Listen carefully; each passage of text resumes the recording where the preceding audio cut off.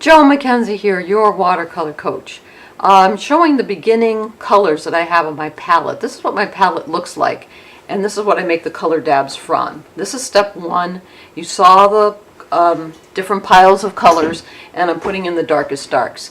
Now, you've watched me paint dogs before and a variety of subjects, but I thought what I would do today is apply it to my own face so you could see that the strategy works no matter what you're painting.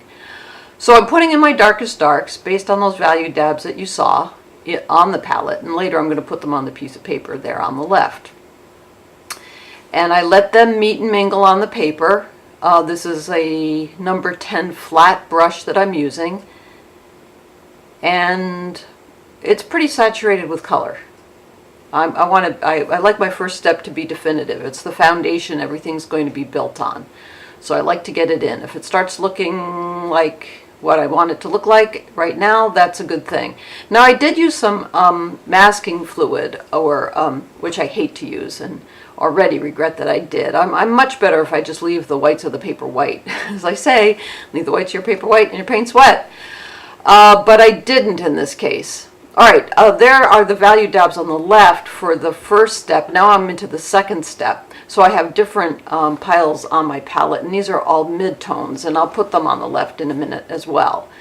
Wow, I might have used maybe about 6 of them or something. I'm not even sure, but I'm trying to preserve the white as much as I can, and as I always say, I mix the colors. Those are the colors on the palette, and I masked for value. There you can see the mid-tones there, but there weren't quite enough. So I came back in, and this is 8 times as fast as I usually work, so you can kind of figure it's a slow process. I think I timed myself doing this painting, and I put in over an hour. Oof, I don't usually do that, but there was a lot of decisions to make along the way. All right, really hard to believe this is 8 times as fast as I work, but I guess it is. I must have been deliberating quite a bit.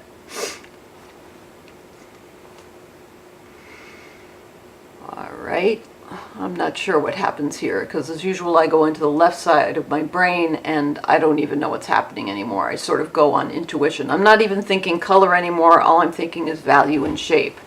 And I know that there are some places that I've made some errors, which I'm going to bring back with some gouache. That's always the case.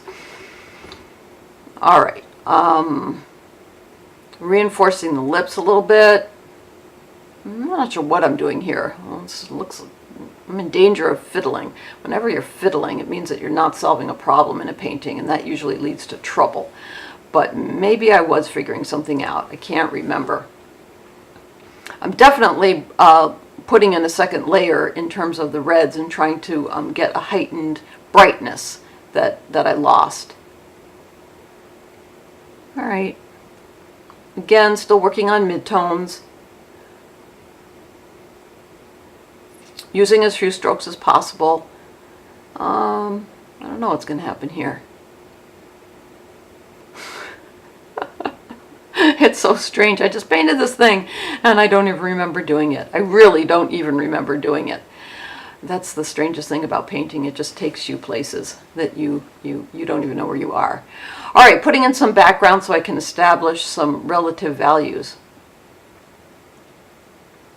And I always in my backgrounds will use colors that I've already used in the painting. Nothing can come late to the party or it'll look like it doesn't belong. It will look like an off chord in a way.